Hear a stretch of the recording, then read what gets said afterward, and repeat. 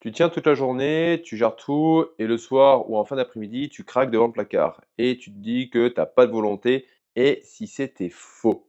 Dans cette vidéo, tu vas comprendre pourquoi tu craques le soir et ce n'est pas ce que tu crois. Je vais t'expliquer le mécanisme exact et je vais te donner 3 leviers concrets que tu peux appliquer dès cette semaine pour que ça s'arrête. On va voir ensemble ce qui se passe vraiment dans ton corps quand tu craques. Pourquoi les régimes ont aggravé la situation et le problème sans que tu t'en rendes compte. Et surtout, comment construire une journée alimentaire qui tient sans restriction, sans culpabilité. Plusieurs de mes élèves arrivent avec ce type de problème en début d'accompagnement. C'est souvent le premier truc qu'on règle ensemble et quand ce mécanisme est enfin compris, juste ça, le poids commence à bouger vers le bas, sans régime, sans effort supplémentaire.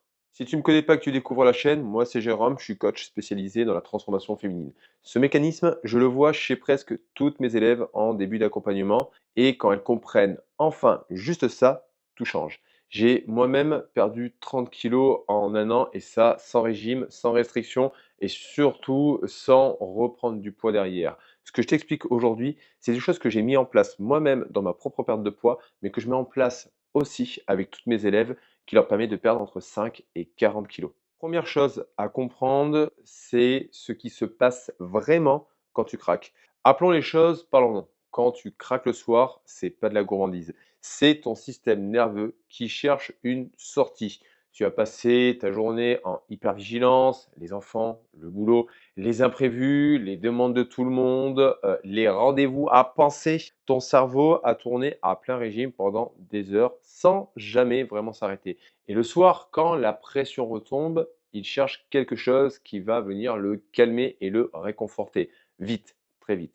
Et la nourriture, c'est la solution la plus rapide qu'ils connaissent. En 30 secondes, elle vient activer le cycle de la dopamine. Le cerveau dit ça marche et il va revenir chercher la même chose le lendemain soir. Ce n'est pas une question de volonté, c'est un mécanisme de régulation que tu as depuis des années. Ton corps fait exactement ce que un corps sous pression est programmé pour faire. Le problème, c'est pas toi, c'est que personne ne t'a expliqué comment faire autrement que ce circuit-là. Et quand tu te retrouves dans une boucle de frustration, stress, shoot de dopamine pour pouvoir tenir, automatiquement, tu peux bien comprendre que les kilos vont s'installer parce que tu vas te retrouver en surplus calorique beaucoup plus facilement.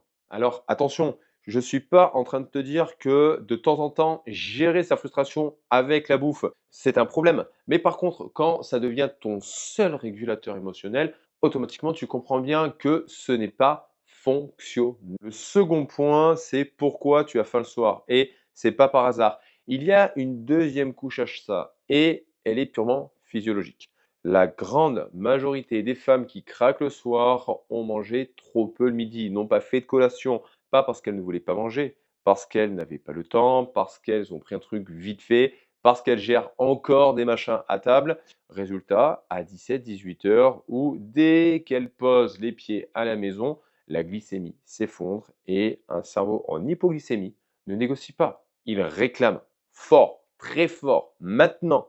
C'est pas un craquage émotionnel, c'est une dette calorique que ton corps vient récupérer. Il demande de l'énergie parce que c'est nécessaire pour lui.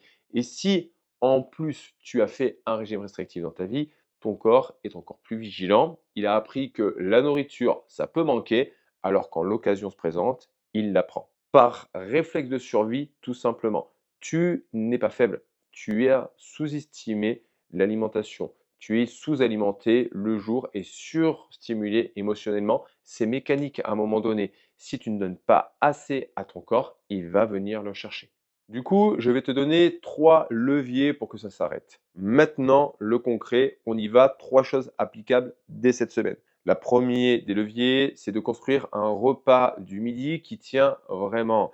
Un repas qui tient, ça veut dire un repas complet avec des protéines, des fibres, des bonnes graisses, des glucides. Ces éléments ensemble, ça te donne 4 à 5 heures de satiété réelle. Pas de faim, pas de coup de barre, pas d'envie de sucrerie à 17 heures. Et si tu sais que ta journée est longue, prévois une collation complète en milieu d'après-midi. La même structure, pas un biscuit, une vraie collation.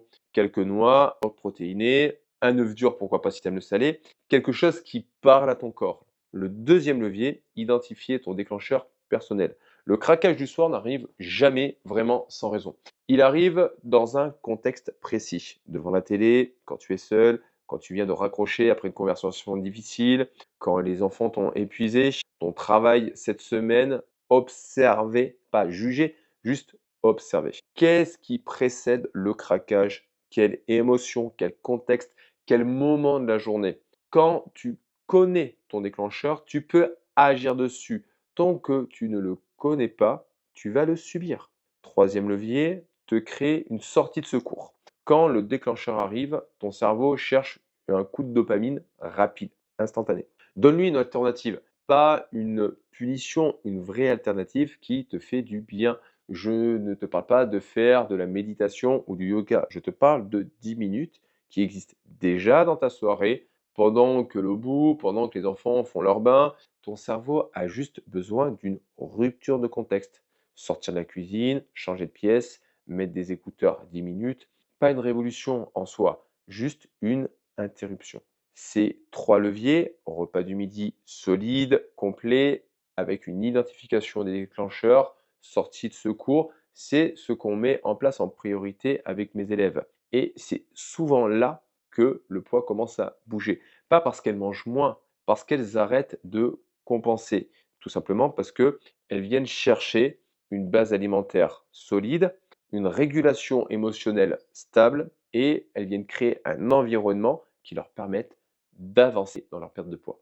On récapitule rapidement ce qu'on a vu aujourd'hui. En un, quand tu craques le soir, c'est ton système nerveux qui cherche une sortie rapide, pas ta volonté qui flanche. En 2, si tu as faim le soir, c'est souvent parce que tu as trop peu mangé la journée. Ton corps récupère de sa dette, c'est mécanique. En 3, un repas du midi qui tient vraiment change tout. Protéines, fibres, lipides, glucides et une collation si ta journée est longue. Dernier point, observe les déclencheurs cette semaine, pas pour te juger, pour comprendre.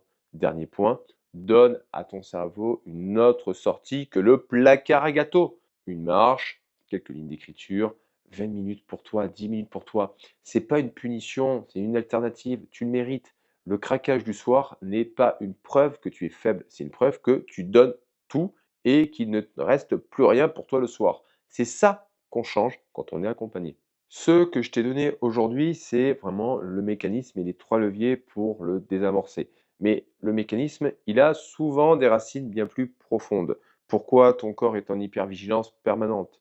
Pourquoi tu passes en dernière depuis des années et des années? Pourquoi les régimes ont renforcé ce circuit au lieu de le casser? Ça, c'est ce qu'on travaille ensemble lors d'un accompagnement. Si tu veux qu'on regarde précisément ce qui se passe chez toi, prends un appel gratuit avec moi, 30 minutes, le lien est dans la description. Tu repars avec une vision claire de ce qui bloque, que tu travailles avec moi ou pas, je m'en fous, mais je veux que tu puisses réussir. Et si cette vidéo t'a aidé, abonne-toi pour ne pas louper la prochaine, ça me fera vraiment plaisir. Dans tous les cas, les filles, rappelez-vous d'une chose, arrêtez d'enfiler des perles.